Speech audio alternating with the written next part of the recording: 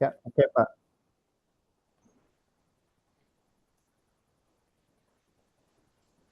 Oke, saya mulai. Assalamualaikum warahmatullahi wabarakatuh. Selamat Salam. selamat sore semuanya, Bapak Ibu. Perkenalkan, nama saya Handri. Saya dari universitas. Mungkin topik hari ini berkisar tentang bagaimana pemanfaatan IoT di dalam industrial control untuk real time analytic, enhanced security, scalability dan reliability. Itu topik yang akan saya bawakan untuk sesi sore ini. Ini adalah latar belakang pendidikan saya. Saya menempuh S1, S2, S1 di UI, S2, S3 di Nagaoka University of Technology sampai dengan tahun 2008. Kemudian ini adalah latar belakang karir saya di dunia akademis. Kemudian juga ini adalah background saya di dunia profesional. Jadi selain menjadi sebelumnya dan sekarang juga saya masih terlibat di beberapa kegiatan yang berhubungan dengan SCADA sistem untuk pembuatan modul pelatihan SCADA SPALT di skala perkotaan di Kementerian PUPR dari 2018. Kemudian ini adalah training yang pernah saya ikuti di tahun ini dan tahun lalu tentang AI dari Kementerian Marves. Oke, kita masuk ke dalam materi tentang apa itu AIoT. Jadi apa bedanya AIoT dengan IoT? Jadi kalau melihat daripada irisan tentang AIoT ini adalah tentang bagaimana suatu benda yang terhubung ke internet dan mempunyai suatu kecerdasan yang disebut dengan IoT. Atau mudahnya mungkin IoT ini adalah gabungan antara AI dan IoT yang disebut dengan Artificial Intelligence of Things. Ini definisi daripada IoT itu apa? Tadi secara ilustrasi digambarkan bahwa IoT itu adalah suatu kombinasi AI dan IoT yang meningkatkan kemampuan dari keduanya dalam membuat suatu hubungan connection. Jadi IoT ini membuat suatu raw data mentah itu berharga dengan kita menganalisanya dan memprosesnya di device itu sendiri dengan bantuan AI seperti machine learning. Sehingga sistem di bawah IoT ini mempunyai benefit dari kemampuan kecerdasannya oleh mereka sendiri. Di sini IoT Network ini mengintegrasikan AI secara langsung ke dalam device dan jaringan dari device tersebut sehingga mereka dapat menganalisa, menyediakan status update dan meningkatkan performa. Di mana tujuan daripada IoT ini adalah salah satunya bagaimana dari IA to AI, jadi Industrial Automation ke Industrial Automotive System. Kemudian dari sisi IoT sendiri sebetulnya tidak serta-merta adalah suatu kombinasi antara AI dan IoT, tetapi juga bagaimana AI dan IoT teknologi ini digunakan untuk mengintegrasikan pengetahuan, kecerdasan melalui jaringan 5G berdasarkan data-data besar dan juga cloud computing dengan semikonduktor sebagai algoritma yang membawanya dan juga keamanan, salah satunya juga menjaga suatu keamanan data. Implementasinya ini memastikan bahwa lebih banyak aplikasi scanner yang dapat diimplementasikan dan juga kemungkinan bahwa dapat direalisasikan ketika AI diaplikasikan pada suatu application layer. Jadi AI dapat memaksimalkan nilai daripada IoT dan IoT dapat menyediakan data, aliran data yang dibutuhkan oleh AI seperti itu. Kemudian kita juga pernah dengar istilah tentang Edge AI atau AI on the edge device ya, atau disebut dengan Edge AI. Apa perbedaannya? Jadi Edge AI ini adalah kombinasi tentang IoT yang memanfaatkan memanfaatkan machine learning algoritma untuk secara lokal diproses, untuk memproses secara lokal suatu data yang dihasilkan oleh IoT sensor. Ini berarti data itu diproses dekat dengan sumber datanya, ya, dekat dengan sensornya. IoT ini lebih general kombinasi yang merupakan kombinasi general dari AI dan IoT teknologi, di mana AI itu merefer kepada pemanfaatan machine learning model di sisi edge. Nah, jadi AI ini adalah kombinasi dengan IoT yang menjadi salah satu bentuk daripada IoT. Jadi IoT ini adalah bentuk konsep yang lebih luas yang melibatkan integration AI dan di dalam suatu IoT device. Sedangkan AI itu spesifik untuk memproses atas pada suatu edge di suatu network.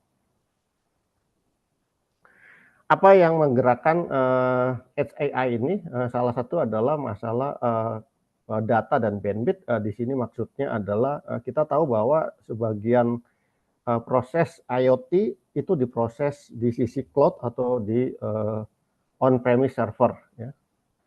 Yang menyebabkan beberapa data-data besar seperti image itu mungkin agak susah diproses karena keterbatasan daripada kapasitas bandwidth atau juga line koneksi network kita. Kemudian juga kebutuhan tentang interactivity lokal, artinya bahwa kita membutuhkan proses itu di sisi lokal, ya, tanpa perlu mengirimkan datanya dikirimkan ke suatu node atau suatu controller baru dikembalikan ke sisi site-nya. Kemudian limited autonomy, kemudian masalah privacy dan security, serta masalah latensi. Jadi masalah latensi ini adalah tentang kalau prosesnya itu dilakukan pemrosesan data dan analisanya dilakukan di sisi device, maka kita bisa mengurangi latency time dari suatu proses tersebut. Jadi sebetulnya AI ini sudah ada yang kita sudah gunakan sehari-hari, ya, seperti bagaimana iPhone kita sudah bisa mengenali pemiliknya, kemudian juga untuk autonomous vehicle juga kita bisa dia sudah mampu untuk melakukan suatu emergency brake jika memprediksi ada suatu kemungkinan tabrakan. Kemudian di dalam kamera-kamera security itu juga biasanya sudah ada kemampuan untuk mendeteksi jika ada suatu intruder dan juga bereaksi secara cepat. Nah, jika sensor-sensor tersebut umpamanya ditempatkan di dalam suatu AI itu ditempatkan dalam suatu device, maka mungkin suatu kejadian yang menyebabkan terjadi suatu hal yang tidak kita inginkan itu mungkin kita bisa prediksi secara tetap sehingga mengurangi atau juga menghindari terjadinya suatu shutdown plan. Ini adalah benefit daripada edge AI, itu adalah masalah flexibility dari smart device tersebut yang mendukung beberapa industri yang berbeda, kemudian juga tentunya menawarkan safety dan security level karena data yang dikirimkan itu adalah data yang berupa information, bukan data aslinya yang sudah diproses. Jadi kita tidak dan juga traffic datanya itu bisa dikurangi. Dan juga tentunya adalah masalah cost dan juga latency time untuk meningkatkan user experience. Di sini memfasilitasi penggabungan teknologi yang berfokus pada user experience, di mana kita dapat berinteraksi secara real time untuk membuat suatu pembayaran di sini adalah untuk aplikasi yang kita gunakan sehari-hari. Untuk pemanfaat edge AI ini sebetulnya sudah kita aplikasikan atau juga mempunyai banyak ruang aplikasi, yaitu dari autonomous vehicle, kemudian juga smart city, healthcare, retail, dan juga agriculture, termasuk juga di industrial automation. Nah, yang akan saya bahas di sini adalah tentang kemungkinan atau juga possibility bagaimana di industrial control system ini bagaimana arsitektur yang kita dari suatu control system yang kita kenal selama ini adalah kita menggunakan ISA 95 standar ya untuk manufacturing operation, di mana dari sisi sensor, device atau juga equipment itu kemudian diukur dengan satu sensor untuk mengukur prosesnya di level 1, kemudian di level 2 kita punya DCS, PLC, dan mungkin sistem security-nya, SIS-nya. Kemudian di level 3 kita punya aplikasi untuk maintenance, kemudian juga advanced process control, dan lain sebagainya, termasuk juga LIMS ya, sistem LIMS untuk menguji kualitas dari suatu produk dan sampai dengan dalam sisi bisnisnya. Jadi yang kita perhatikan di sini di sisi manufacturing process operation itu kita menggunakan standar tentang ISA 95. Tetapi dengan dengan isu adanya industri 4.0, bagaimana saat ini bersatunya suatu sistem yaitu OT dan IT, maka apakah ada kemungkinan beberapa area atau beberapa layer di ISA 95 ini itu akan menjadi hanya 2 layer, yaitu di sisi device dan juga di sisi enterprise atau di sisi industrial cloud ya. Di mana communication daripada dengan bergabungnya OT dan IT sistem ini itu membentuk suatu layer yang disebut dengan edge system, edge layer ya, di mana edge layer ini yang akan terhubung ke industrial cloud atau juga server cloud computing atau server on-premise server, tergantung kepada kebutuhan. Tetapi standar daripada penyimpanan juga pemrosesan layanan komputer itu semuanya biasanya sekarang berbasis cloud seperti ini. Menghadapi tentang bergabungnya antara OT dan IT, terhubungnya enterprise dengan plan ini, maka ada kemungkinan opportunity, yaitu suatu opportunity untuk menggerakkan suatu capital dan operation excellence menggunakan digital technology, di mana bagaimana dari plan optimization menjadi business optimization, dan juga kita belajar operation tentang sensing to sense making seperti ini. Jadi ini adalah yang mendasari bagaimana arsitektur daripada standar manufacturing ISA 95 itu mungkin akan bergeser atau juga berubah menjadi sistem di mana device tersebut itu dikontrol, controllernya itu masuk ke dalam suatu device ya, atau juga controllernya itu di dalam suatu device, kemudian data informasi yang ingin ditampilkan itu akan dikirimkan ke cloud, kemudian kita bisa monitoring seperti itu. Nah, kita tahu bahwa di Internet of Things itu ada bagian disebut dengan IoT atau Industrial Internet of Things yang merupakan bagian daripada Internet of Things ya, yang tujuan daripada Industrial IoT ini adalah bagaimana kita bisa membuat suatu smart factory ya, di mana dalam prosesnya ya, di mana bergabungnya proses-proses ini yang biasanya data-datanya tersimpan di dalam factory tersebut atau plant tersebut. Sekarang ini kita bisa akses dan kita bisa manfaatkan atau kita kembangkan untuk menghasilkan suatu produk baru, layanan baru dengan memanfaatkan data-data yang ada di industri tersebut. Nah, kita tahu bahwa di dalam industrial control system arsitektur itu kita biasanya mempunyai sistem arsitektur seperti ini, di mana di lapisan layer pertama itu adalah sensor-sensornya, yang kemudian sensor tersebut terhubung kepada controller seperti PLC atau DCS, kemudian akan dimonitoring oleh suatu device yang disebut dengan HMI atau Human Machine Interface. Nah, Dengan perkembangan ke arah industri 4.0, apakah area ini atau juga bagian ini akan tetap eksis ke depannya? Di mana karena sebagian daripada fungsi controller itu kemungkinan akan digeser atau juga akan ditempatkan, di-embedded-kan ke dalam device tersebut atau sensor tersebut atau juga transmitter dari sensor tersebut. Nah, dari sini mungkin kita bisa melihat bahwa beberapa bagian daripada arsitektur proses kontrol itu akan bergeser, controller sebagai controller itu akan menjadi bagian daripada sensor tersebut, kemudian mereka akan berkomunikasi dengan suatu jaringan yang cepat seperti menggunakan 5G atau juga 6G, jadi berbasis wireless. Kemudian juga untuk analitiknya itu akan dilakukan di cloud computing seperti ini. Nah, ini adalah imbas bagaimana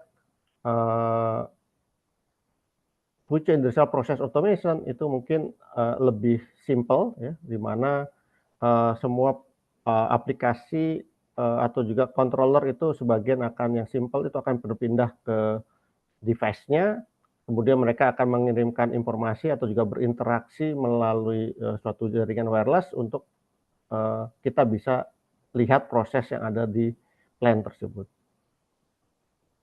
Kemudian di sini ada beberapa hal bagaimana sebetulnya beberapa proses arsitektur typical industrial control arsitektur itu sudah menggunakan ini untuk beberapa proses yang sederhana. Seperti yang kita tahu bahwa dari sensor itu kemudian mengirimkan data, kemudian dari server tersebut, dari cloud tersebut kita bisa monitoring indikasinya. Ini biasanya saat ini untuk proses-proses yang untuk monitoring ya. Nah, kedepannya bisa saja di dalam perkembangannya arsitektur dari industrial control itu akan seperti ini. Dan cara kita memindahkan atau juga bagaimana mengimplementasikan AI model ini ke dalam suatu edge device itu secara umum adalah kita melakukan suatu training model dari model AI-nya itu, kemudian dilakukan di desktop atau juga di cloud ya untuk mentraining model tersebut berdasarkan suatu fenomena yang ingin kita prediksi atau akan kita analisa, kemudian model tersebut itu dibenamkan, ditransfer atau juga dipindahkan model yang sudah di training tersebut itu akan dipindahkan ke dalam suatu device atau ke dalam suatu microcontroller. Sehingga dari sini setiap data yang diproses oleh microcontroller device itu akan langsung bisa diprediksi atau juga dianalisa dengan model AI tersebut. Ini adalah beberapa contoh bagaimana proses arsitektur yang ada sekarang itu adalah sensor tersebut masuk ke dalam suatu gateway atau IoT gateway, kemudian IoT gateway tersebut akan berkomunikasi melalui jaringan seluler maupun wire ya. Kemudian kita bisa memonitoring proses yang ada di dalam plant tersebut itu dari data-data yang dikirimkan ke dalam cloud, sehingga kita bisa monitoring sensornya, controllernya, dan juga alarm yang terjadi seperti itu. Nah, sekarang itu seperti ini, ya. Kemudian juga dalam prototyping sebetulnya saat ini kemampuan daripada beberapa microcontroller itu bisa diberikan atau juga bisa ditransfer suatu model AI untuk memprediksi suatu event, ya, seperti umpamanya untuk monitoring water meter, di mana di dalam water meter ini dia menggunakan microcontroller berbasis ESP32, di mana informasi yang ditangkap oleh kamera itu langsung bisa diproses dan juga data itu langsung dikirimkan berdasarkan informasi yang ingin dikirimkan, seperti jumlah penggunaan air di sini. Nah, ini prototyping yang sudah dicoba dan berjalan, ya, termasuk juga umpamanya untuk meteran listrik. Tetapi saat ini yang paling mungkin kalau di Indonesia mungkin meteran listrik tidak terlalu relevan, tapi untuk meteran air mungkin ini bisa diimplementasikan. Kemudian dari sisi aplikasi yang lain, model arsitektur yang pertama ini adalah untuk kasus-kasus seperti di area agriculture. Jadi di agriculture ini biasanya dia mempunyai satu area yang luas, sehingga pemrosesannya itu kalau dikirimkan ke cloud itu mungkin memerlukan suatu waktu, latency time yang perlu yang panjang. Tetapi kalau pemrosesan daripada informasi yang dia tangkap, sensor-sensor yang dibenamkan dalam microcontroller ini kemudian dianalisa, kemudian hasil analisa daripada sensor tersebut dikirimkan ke cloud, maka ini bisa mengurangi biaya umpamanya masalah bandwidth data, karena besarnya data, dan juga pemprosesnya lebih real time karena dia dekat dengan sumber dari data tersebut. Jadi ini yang arsitektur yang pertama yang saat ini mungkin sudah cukup banyak, ya, di mana dari sisi sensor kemudian langsung diproses di edge-nya tersebut, di edge device-nya itu yang terhubung ke sensornya, kemudian datanya dikirim. Aplikasinya salah satu di bidang agriculture, atau juga di perkebunan, atau juga di perikanan, peternakan ikan, dan sebagainya. Kemudian kemampuan daripada microcontroller saat ini itu juga memungkinkan kita juga memonitoring umpamanya di suatu proses untuk mendeteksi tentang equipment seperti kompresor. Jadi di Arduino yang Pro, yang profesional, itu memungkinkan kita membenamkan suatu model AI ke dalam microcontroller tersebut. Mungkin modelnya bukan model yang besar, tetapi yang simple, yang memang sesuai dengan kemampuan daripada microcontroller tersebut. Dan ini equipment atau juga microcontroller saat ini seperti di ESP32 yang sekarang, kemudian juga Arduino Pro dan juga lain sebagainya, itu memungkinkan kita untuk membenamkan model AI ke dalam microcontroller yang seperti ini, ya, kecil seperti ini. Kemudian yang kedua adalah arsitekturnya mungkin adalah di mana di setiap controller yang ada itu ditambahkan atau dia mempunyai fungsi untuk AI platform. Jadi di sini sensor-sensornya terhubung ke suatu controller yang sudah ada AI-nya yang mempunyai kontrol CPU yang mempunyai fungsi AI, sehingga proses prediksi, analisa, dan sebagainya itu langsung diproses di controller tersebut. Sedangkan data-data yang tidak memerlukan real time respon itu, atau memerlukan analisa lebih dalam, itu bisa dianalisa di cloud seperti ini. Kemudian data informasi tersebut itu bisa dimonitoring dari mana saja karena dia terhubung ke suatu cloud. Jadi ini adalah tipikal arsitektur yang kedua yang mungkin menjadi umum ke depannya selain yang pertama tadi. Jadi di tipikal industrial control arsitektur yang kedua ini dia sensor-sensor tersebut itu terhubung seperti ke edge server atau edge computing, kemudian data-data tersebut mereka mampu membuat data-data yang diterima itu dia mampu membuat suatu keputusan untuk menganalisa suatu fenomena atau juga memprediksi suatu event yang sedang terjadi dalam suatu proses tersebut. Nah, bagaimana mengimplementasikan AI ke dalam edge computing yang yang terembedded ke dalam suatu controller. Jadi secara umum kalau tadi kita mentraining model AI tersebut di suatu komputer atau suatu server, baru model tersebut dikonvert ke dalam model yang light, yang lebih ringan, kemudian kita pindahkan ke microcontroller. Tetapi untuk model industrial AI platform ini kita bisa terhubung langsung ke AI platform tersebut ya. AI platform tersebut itu kita bisa hubungkan dari komputer.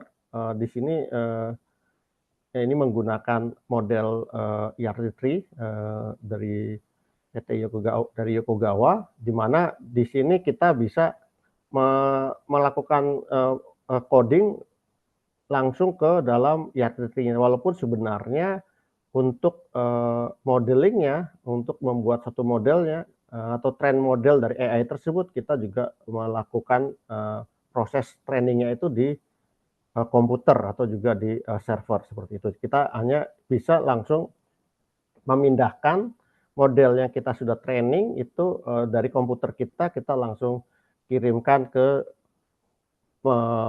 AI platform tersebut ya. Industrial AI platform tersebut.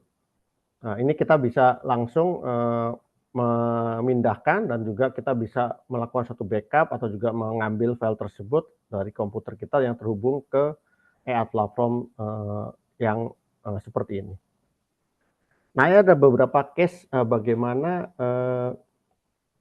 dengan model AI yang terbenam dalam controller seperti ini atau AI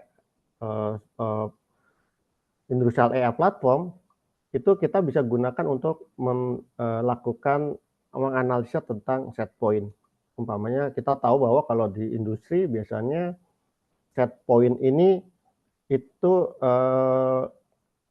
kita lakukan secara manual, atau kita tidak pernah ubah. Jadi kita biasanya dari plan tersebut itu hidup, itu biasanya set point-nya itu tidak jauh berbeda ya. Atau kita berikan set point ini secara manual, atau kalau mungkin dia memang cascade ya berdasarkan input dari sensornya. Tetapi dengan AI yang terembedded ke dalam suatu controller seperti ini, ada kemungkinan kita bisa menganalisa set point yang paling optimal untuk suatu controller, sehingga diharapkan kita bisa mengoptimalkan suatu proses yang ada seperti ini.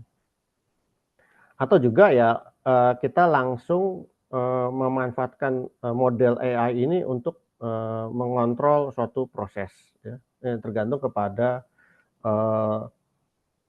aplikasinya, tergantung kepada aplikasinya yang akan diterapkan.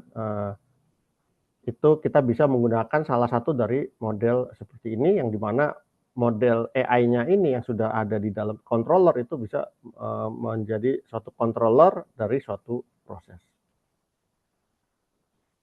Secara umum pemanfaatannya dari industrial AI platform ini itu tentunya kita melakukan suatu prosesnya menggunakan standar daripada pemrosesan sinyal.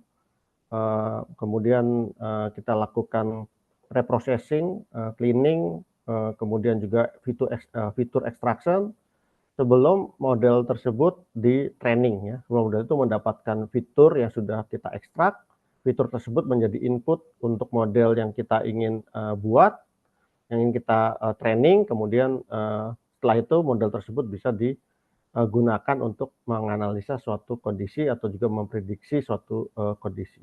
Ini adalah contoh tentang workflow daripada bagaimana dengan AI yang ada di dalam suatu controller itu bisa menganalisa atau juga memprediksi suatu event atau juga suatu proses. Selain itu, selain untuk analisa, ini juga bisa dipakai umpamanya untuk memprediksi suatu kejadian atau suatu event atau kejadian, memprediksi suatu anomali ya yang terjadi umpamanya di sini untuk mendeteksi jika ada suatu kebocoran dari pipa. Ya. Jadi kalau ada suatu kebocoran berdasarkan perubahan pressure yang ada, kemudian perubahan itu signifikan, maka kita bisa melihat dari pengumpulan data tersebut, kita analisa, kita bangun modelnya, kemudian kita gunakan model itu, kemudian kita masukkan atau kita kirimkan ke dalam CPU tersebut, kemudian AI-nya yang sudah kita training tersebut itu akan memprediksi jika ada suatu kebocoran dari suatu pipa, atau juga jika ada suatu anomali dari suatu equipment seperti motor atau juga pompa yang biasanya kita bisa prediksi sebelum pompa tersebut benar-benar tidak bisa digunakan, atau pompa atau motor tersebut tidak bisa digunakan. Jadi itu mungkin materi yang ingin saya share untuk sore ini. Saya kembalikan ke moderator. Terima kasih Pak Koko. Baik, terima kasih Pak Andri. Baik Bapak Ibu, jika ada yang bertanya bisa angkat tangan. Kalau tidak ada, kita baca yang ada di kolom chat ya. Oke, ini ada dari Pak Yos. Izin bertanya Pak, mohon penjelasan lebih lanjut. Sejauh mana, seberapa besar keberhasilannya, dan seberapa besar akurasi AIoT ini bisa memastikan otonomi dalam melakukan tindakan proses produksi dalam suatu industri. Mungkin bisa langsung dijawab, Pak.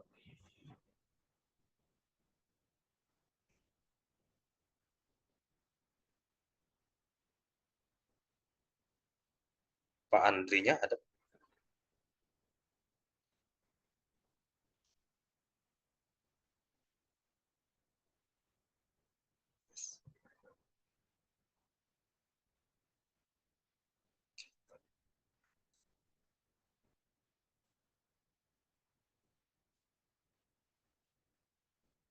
Bos,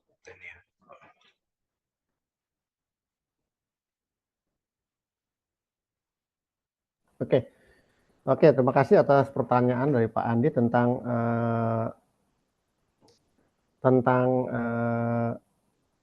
spek hardware ya Pak ya. Suatu aplikasi apa? Ini pertanyaan mana sih?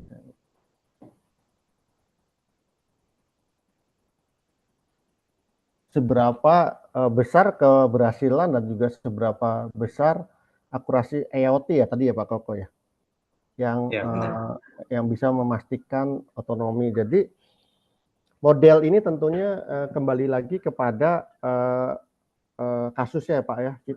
Tidak semua model AI itu bisa dimasukkan atau juga ditransfer, dipindahkan ke dalam suatu edge device atau dalam suatu microcontroller, dalam suatu controller seperti itu. Jadi saat ini model yang bisa ditransfer ke dalam device itu biasanya model yang masih sederhana. Jadi seperti tadi, seperti machine learning model ya, itu seperti support vector machine, kemudian juga neural network yang sederhana, kemudian juga beberapa model-model sederhana itu untuk mengklasifikasikan atau untuk memprediksi seperti logistik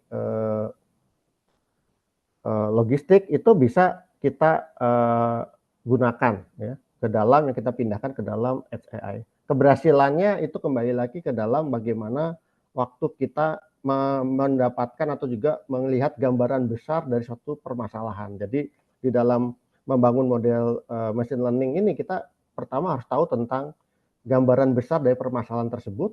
Kemudian yang kedua adalah tantangannya kedua adalah data. Data ini adalah datanya tentu kita perlu tahu datanya adalah data yang berkualitas ya. Karena kalau model tersebut tidak ditrain dengan data yang baik, maka otomatis modelnya juga tidak akan menghasilkan hasil yang baik.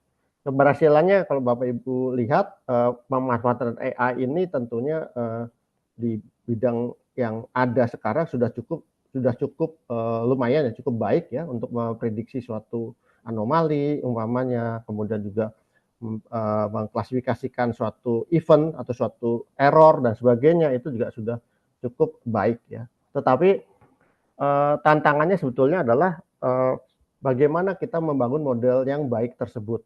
Karena ada beberapa challenge dalam membangun suatu model AI ini. Salah satunya selain data yang baik, kita juga harus mempunyai fitur yang relevan dengan permasalahan tersebut. Jadi yang disebut dengan fitur yang relevan itu adalah jadi kalau kita mengklasifikasikan mobil itu kita tidak bisa pakai fitur warna karena semua tipe mobil itu punya warna yang sama. Itu contohnya seperti itu. Mungkin itu Pak Koko jawaban dari saya. Mudah-mudahan bisa menjawab pertanyaan dari dari Bapak. Silakan Pak. Ya Pak, ini dari Pak Yos lagi Pak. Ya, Pak. Bisa beri contoh aplikasi lainnya IoT ini selain yang sudah ditayangkan Pak? Jadi ya tadi pertama biasanya IoT itu yang saya sampaikan adalah tentang permasalahan pemrosesan data yang memerlukan proses yang cepat untuk memprediksi suatu kejadian. Jadi latency time-nya bisa dikurangi. Jadi umpamanya untuk yang berhubungan dengan gambar ya. Rata-rata kita gambar ini kan adalah salah satu challenge yang ada umpamanya memprediksi suatu event yang uncommon seperti tadi untuk adanya suatu kebakaran atau suatu kejadian anomali di suatu industri gitu ya, di suatu area ya. Itu kan kalau kita kirimkan datanya itu memerlukan space atau data yang besar ya. Kemudian pemrosesannya juga dikirimkan dulu, kemudian diproses di cloud atau juga di server, baru dikembalikan lagi atau diekstrak lagi informasinya. Jadi mungkin yang berhubungan dengan seperti image Pak, ya, data image di industri mungkin ada. Kalau di kasus saya itu kan tadi contohnya adalah untuk mengukur meteran air ya, tapi juga mungkin kalau di industri itu juga kadang-kadang di energi efisiensi itu kita juga melakukan pengukuran penggunaan listrik di setiap area equipment. Itu biasanya dilakukan secara manual, dicatat atau difoto. Itu kalau Bapak bisa proses itu secara langsung umpamanya untuk area di suatu pabrik yang memerlukan suatu proses seperti itu mungkin bisa dimanfaatkan. Mungkin seperti itu Pak Yos. Terima kasih Pak. Bapak Ibu, jika ingin bertanya bisa langsung angkat tangan. Kalau tidak ada, kita akan baca pertanyaan yang ada di kolom chat. Ini ada Pak Yatnya. Spek hardware AI ini minimumnya apa Pak? Karena pengolahan data perlu proses cepat, memori tinggi. Ya, jadi itu tergantung kepada masalahnya sih Pak. Kalau tadi yang saya sampaikan ESP32 CAM itu yang tadi saya berikan contohnya, ya, itu speknya tidak terlalu tinggi ya Pak. Yang ini. Nah ini untuk di sini adalah untuk kasus di mana dia mengconvert suatu data image ya, yang berupa bilangan atau angka-angka, kemudian dikonvert sehingga dikirimkan datanya tersebut dalam bentuk numerik gitu ya. Ini tidak terlalu besar. Kemudian ada juga yang tadi yang ini menggunakan Arduino Pro ya. Jadi di Arduino Pro itu ada suatu model yang bisa dibenamkan model AI ya. Ini di sini di Arduino Pro itu kita bisa membenamkan model AI tersebut untuk tadi model-model AI yang sederhana, machine learning yang sederhana. Itu kita bisa memprediksi umpamanya masalah cuaca atau juga kualitas tanah, nutrisi daripada tanaman dan sebagainya, termasuk juga untuk perkebunan, perikanan sebagainya. Di sini spek daripada Arduino di sini lebih tinggi daripada ya ESP32 tadi. Ini setara dengan handphone Pak, handphone tapi yang 2 core Pak. Jadi dia setara dengan handphone yang dual core. Bentar, ini di sini ada Arduino.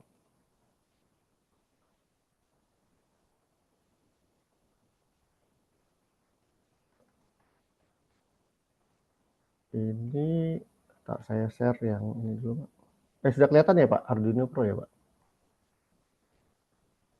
Oke, sudah kelihatan. Sudah ya. Di sini kalau lihat di speknya,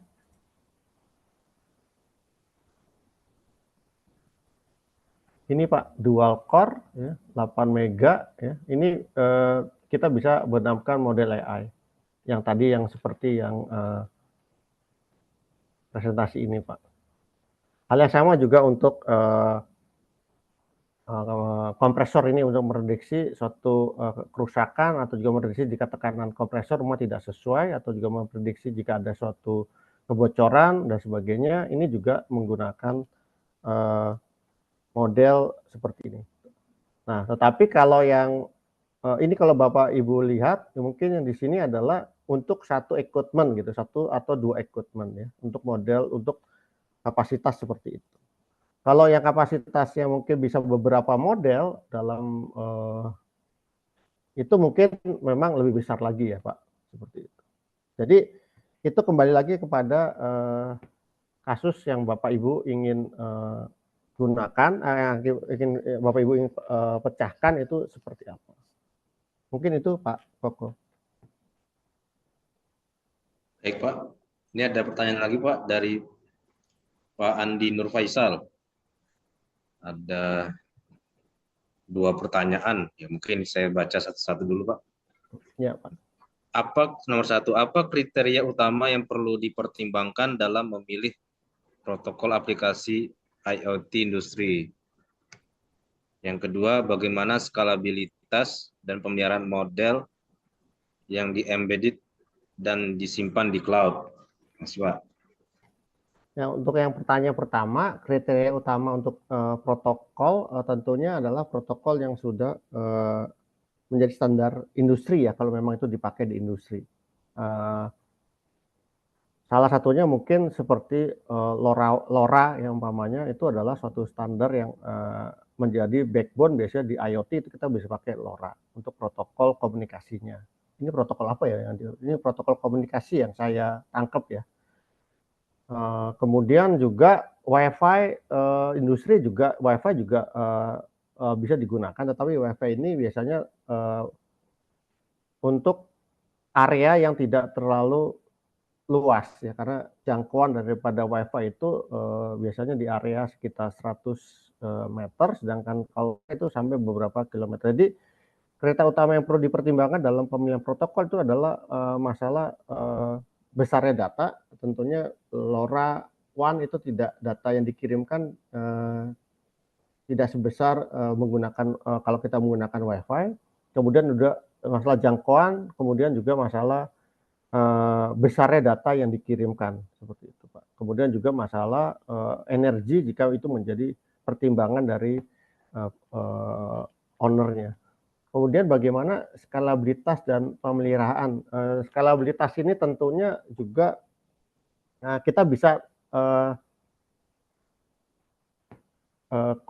kita bisa duplikasi ya Pak. Jadi untuk kasus yang sama itu kita bisa duplikasi. Tetapi tentunya karena model AI ini biasanya spesifik kepada suatu kejadian, nggak seperti PID control. Kalau PID control kita biasanya kita pakai PID, kemudian kita tinggal tuning parameter PID tersebut disesuaikan dengan prosesnya. Nah, kalau model AI ini memang kita tentunya beda equipment, beda merek itu kan punya karakteristik yang berbeda, tetapi dia ada sesuatu tipikal proses ya, umpamanya masalah tadi kebocoran atau juga masalah anomali ya, itu dari data-data tersebut yang kita miliki itu kita bisa bangun model tersebut dan bisa kita implementasikan ke equipment yang lainnya.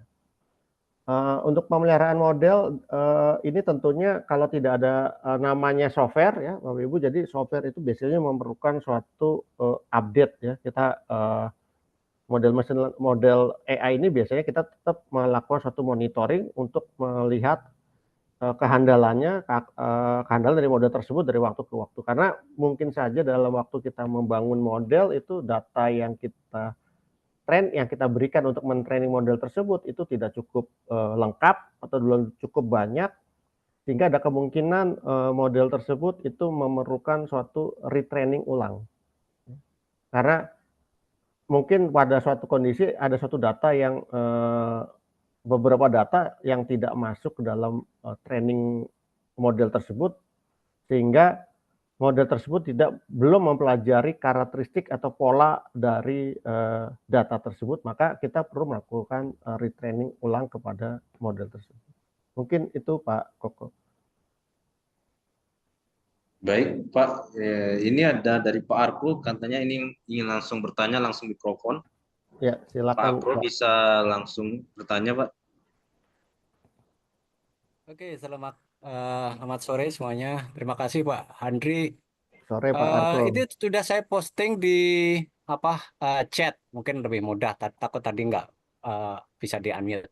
Intinya begini, di real case yang kita temuin itu ya untuk smart farming, itu kalau kita pasang langsung itu kendalanya lumayan buat aktual pertanian itu agak kurang realistik. Jadi pertanyaan adalah bagaimana kita bisa mendeploy secara realistik, misal untuk 1 hektar yang perlu dimonitor, tapi yang perlu dimonitor misalnya kondisi tanah, tanaman itu 5 kali 5 meter persegi, sehingga parameter kondisi tanaman, tanah bisa ditangkap secara lebih detail, lebih akurat supaya trainingnya lebih bagus gitu. Nah, sekali lagi ini di kondisi nyataannya kalau kabelnya, wiringnya banyak sekali di sawah misalnya, itu tidaklah mudah gitu. Nah, menurut Pak Andri atau kawan-kawan semua ini, bagaimana kompromi terbaik ya? Juga bagaimana mungkin bisa ditunjukkan kalau ada case success story-nya yang sudah menggunakan hal tersebut dan menerapkan AIoT. Itu aja. Terima kasih Pak Andri. Saya lagi tengah sawah jadi off cam. Aku sinyalnya nggak masuk. Terima kasih, Oke. lanjut. Thank you Pak Arko atas pertanyaannya. Lagi jadi petani Pak Arko ya di sana. Ini lagi tengah sawah. Benar-benar di sawah ini lagi ada sumur di tengah kebun. Oh iya ya. Oh Bapak lagi ada project untuk smart farming ya Pak di Benar itu ya. Nah, ini real nih di Lampung. Oh di Lampung dengan Pak Riza. Ya, hari ini ketemu. Monggo. Jadi kalau untuk IoT ya Pak, belum AIoT ya. Kalau Ya, IoT itu IoT kan dulu. kalau IoT itu kan kita memang biasanya untuk masalah di pertanian atau perkebunan yang luas itu adalah masalah powernya ya Pak. Masalah powernya juga koneksi sensornya itu ke node-nya gitu loh. Nah itu kan biasanya kalau di daerah itu memang ada jaringan Telkomsel jaringan seluler itu nggak ada masalah. Kita biasanya ya pakai jaringan seluler. Tapi kalau di daerah tersebut tidak ada jaringan seluler, ya mau nggak mau membangun network sendiri. Salah satunya tadi yang berbasis wireless seperti LoRa atau juga tergantung pada area. Nah, pertanyaan adalah tentang di sini adalah realistis tentang parameter tanaman yang mau diambil ya Pak untuk sensornya Iya, seperti itu kalau ya Pak. misalnya 1 hektar aja kita ambil contoh, kan kita nggak bisa mengambil cuma 1 titik untuk 1 hektar. Perlu akurasi tinggi, berarti kita 5 kali 5 meter katakanlah. Itu berarti jumlah node-nya sangat sangat banyak gitu. Bisa 20 kali dulu 400. Itu kira-kira itu jadi kendalanya di situ sebenarnya. Bagi petani sendiri menjadi nyangkut-nyangkut kan gitu. Kira-kira itu loh. Ya tahu Pak. Jadi ya ngerti Pak. Jadi untuk jumlah sensor atau jumlah sampel yang bisa ditanam atau juga dipasang di dalam suatu area yang sangat luas kan gitu ya Pak ya. Jadi biasanya itu memang berdasarkan sampel, makin banyak tentunya makin presisi kan gitu Pak Arko. Tapi kalau makin banyak juga menyebabkan biayanya juga nggak realistis, jadi nggak menguntungkan dari sisi operasional gitu. Dan biasanya memang kita masih itu harus lihat kondisi area tersebut, Pak. Jadi kalau dia sifat tanahnya homogen, itu biasanya ya kita mungkin bisa saja per berapa umpama per 100 meter persegi atau per 5.000 atau per 1 hektar itu cukup 1 titik gitu Pak, tergantung luasnya ya Pak, tergantung luasnya. 1 titik untuk mengambil informasi tentang parameter tersebut gitu loh. Jadi kayak selain kondisi tanahnya, nutrisinya atau juga kelembapannya kan juga cuacanya ya.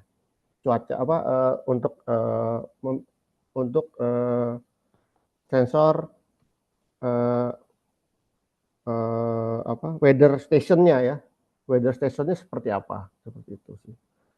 Nah, best practice sendiri saya belum ada pengalaman nih Pak untuk di bidang smart agriculture yang benar-benar saya pernah kerjakan, tetapi biasanya memang diambil berdasarkan sampel beberapa titik dari area tersebut Pak. Jadi biasanya umpamanya kalau di situ ada 1 hektar bisa aja dibuat 4 titik gitu atau 5 titik di tengah sebagai reference seperti itu. Mungkin itu Pak. Kemudian pertanyaan berikutnya adalah, nah untuk best practice-nya ini Pak, belum banyak kasus sih Pak ya, beberapa masih POC Pak untuk pemanfaatan AI di dalam microcontroller gitu loh. Di dalam studi kasusnya pun masih di level POC. Jadi kemarin contohnya untuk memprediksi suatu anomali dari suatu getaran di motor gitu atau pompa. Atau satu lagi tentang masih yang sama tadi yang sama seperti ini untuk mendeteksi suatu kebocoran dari suatu pipa, itu juga masih suatu trial ya, karena ini yang kita akan ambil atau akan kita analisa itu kan sebenarnya pola dari data anomali tersebut atau data dari prediksi tersebut. Mungkin seperti itu Pak Arko. Mungkin Pak Arko sudah menjawab Pak atau? Oh iya ya, oke Pak, oke Pak.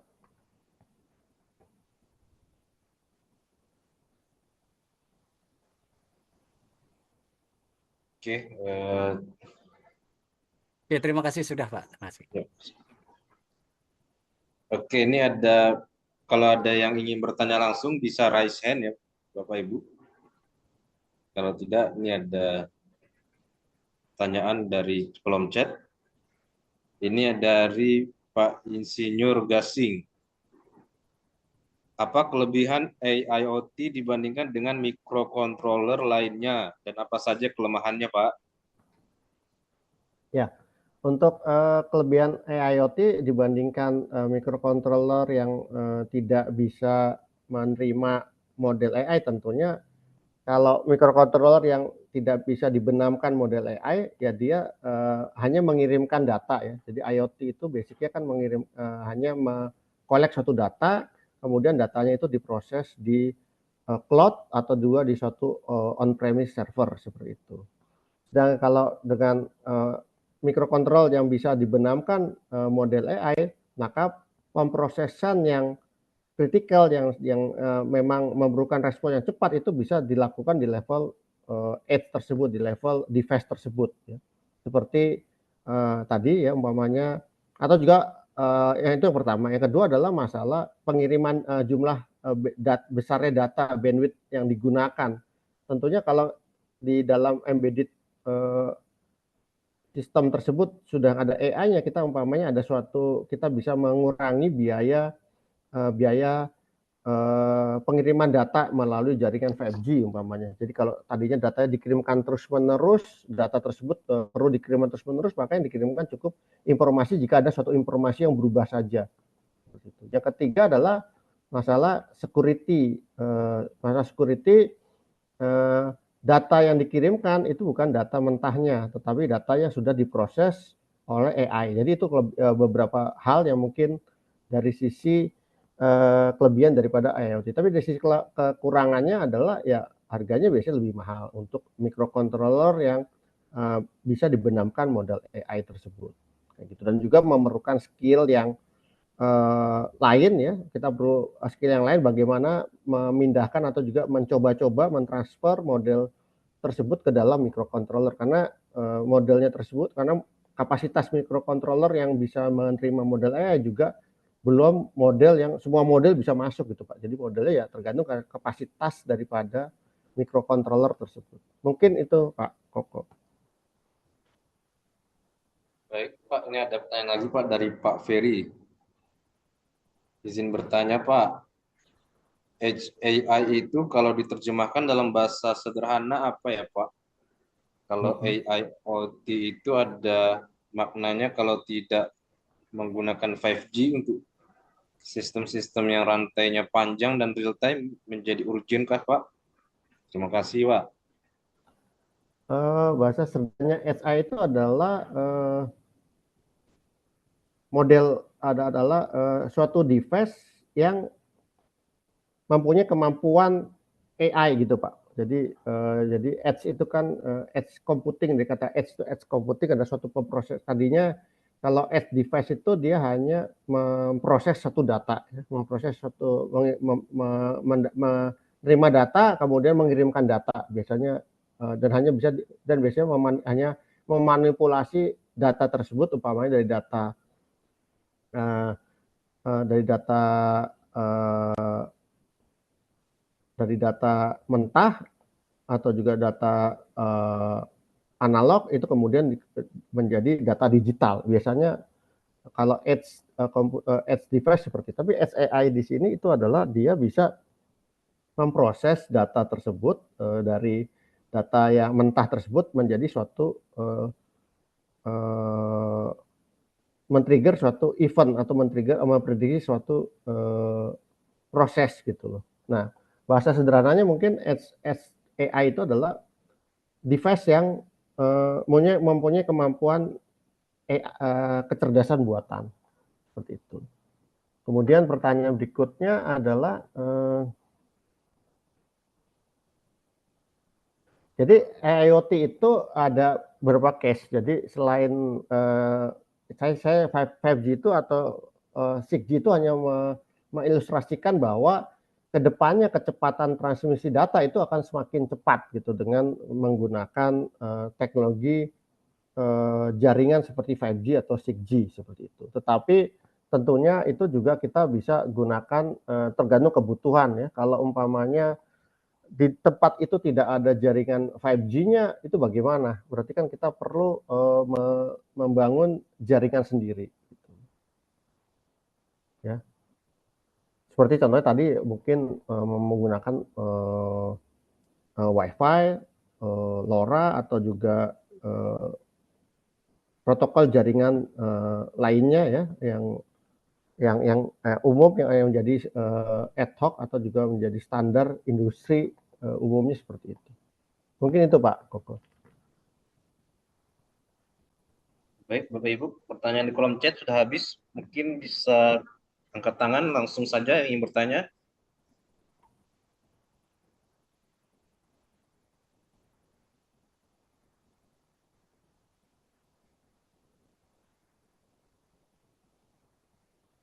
Oke, mungkin belum ada, Pak. Oke, mungkin dari saya dulu, Pak, tanya. Ya, Tadi kan silakan Pak Pak. menanamkan AI-nya kan di Arduino Pro ya, Pak. Iya Pak. Apakah sudah coba di Raspberry, Pak, kayak gitu, Pak? Apakah sudah pernah coba, Pak? Kalau di Raspberry sih sudah pasti jalan sih Pak, karena Raspberry itu kan mikrokomputer ya Pak, bukan microcontroller. Kalau Raspberry Pi itu dia kan sebenarnya mikrokomputer, sehingga kita kan juga instalasi OS-nya juga dia Linux, kemudian di sisi operasi dia seperti kita menggunakan komputer biasa. eh,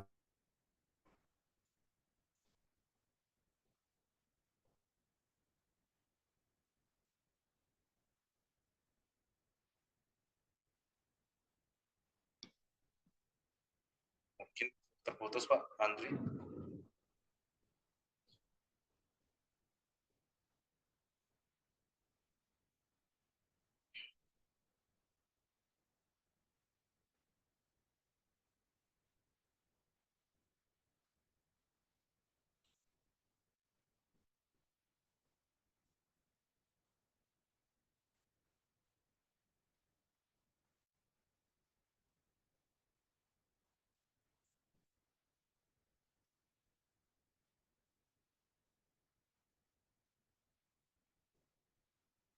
Pak Andre, apakah terdengar suara saya, Pak?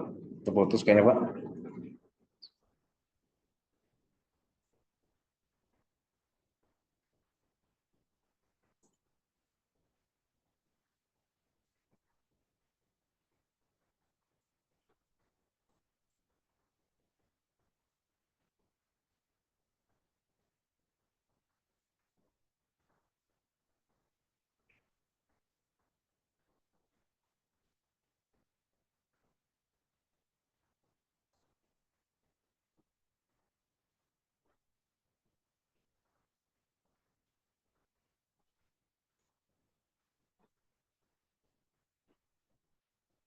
Oke, apakah bisa? Yes.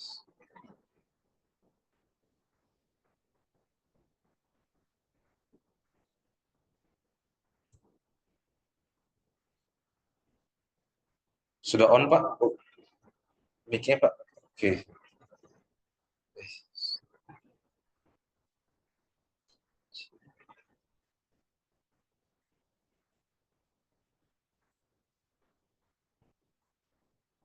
Oh iya, sorry Pak. Kepencet Pak, jadi tiba-tiba Iya. keluar. Jadi kalau di Raspberry Pi sih sudah pernah sih Pak bisa gitu Pak. Bahkan yang di nggak usah yang Arduino Pro itu Pak, yang Arduino Pro itu memang kapasitasnya kan memang besar ya Pak.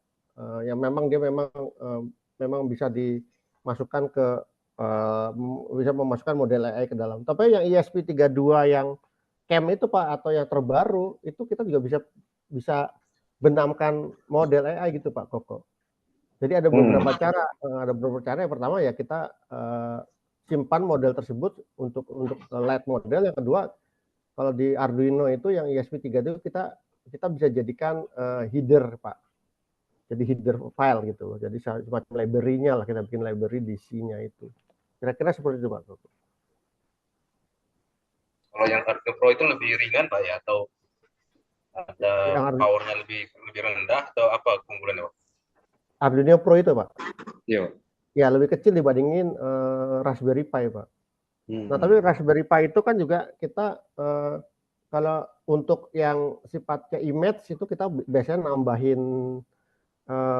akselerator Pak, seperti Coral akselerator Pak, supaya lebih real time datanya itu kita bisa, image-nya itu kita frame-nya itu kita bisa detect lebih cepat, lebih real gitu Pak. Kalau enggak kita agak agak tersendat-sendat gitu Pak. Jadi kita tambahin USB Coral. Tapi saya nggak tahu, saya belum coba pakai Raspberry Pi yang 5 ya Pak. Kalau Raspberry yang 5 mungkin bisa lebih cepat sih. Kalau Arduino Pro itu Python bahasanya atau Python Pak. Python ya Pak. Oh, yes. Jadi ada dua, kita bisa gunakan Python atau pakai C Pak. Kalau C tadi kalau memang simple itu kita jadikan dia library jadi header. Yang kalau Python ya kita simpan modelnya sebagai light model. Di TensorFlow itu ada TensorFlow Lite Pak. Jadi TensorFlow Lite kita convert model tersebut pakai light model Pak. Jadi untuk microcontroller memang. Oke. Ini ada yang bertanya Pak di kolom chat. Ya, Pak Siswandi. IoT bisa dianggap berupa saklar on atau off saja kah? Kendali ini apa sudah bisa merubah program yang sudah dikontrol? Jadi kalau IoT itu sebetulnya bukan on off Pak ya. IoT itu seperti data collection ya, data collection ya. Jadi dia mengumpulkan menggather data kemudian mengirimkan data itu ke node atau ke server atau ke node, ke server atau juga ke cloud gitu, seperti itu. Sedangkan yang smart device yang sekarang itu sudah ada PID di dalam device-nya. Jadi kita bisa, umpamanya kita ingin mengontrol, kontrolnya itu tidak di level PLC atau di DCS, tapi node controllernya itu di level node-nya. Nah, itu kita bisa, kalau dia bisa kita implementasikan itu kan jadi lebih lebih cepat umpamanya responnya, kalau kita membutuhkan respon yang cepat atau juga lebih mengurangi beban di controllernya dan sebagainya seperti itu. Nah itu sudah setahu saya di beberapa transmitter yang ada di sekarang itu sepertinya sudah ada ya, kayak di kontrol yang ada di device-nya. Setahu saya yang smart device yang berbasis field bus itu sudah ada ya. Tetapi yang di sini yang disebut dengan AIoT ini Pak Siswandi itu adalah kita membenamkan model AI ke dalam device-nya atau di dalam ke dalam controllernya seperti PLC itu kita tambahkan CPU yang bisa menganalisa, memprediksi suatu event dari data yang dikirimkan dari sensornya, kemudian dianalisa di level node PLC tersebut. Ya. Kita bisa benamkan, kita bisa taruh model AI di situ. Mungkin seperti itu, Pak. Oke, Bapak Ibu, ada yang ingin bertanya bisa raise hand. Tadi yang di atasnya mungkin saya nggak bisa lihat ya Pak Koko karena tadi saya sempat keluar. Tadi saya terakhir nih pertanyaan Pak Siswandi sih. Ya, Oh tadi masih ada. pertanyaan Pak Siswandi tadi, Pak. Ya, ya. Ya, mungkin Oke, itu Pak.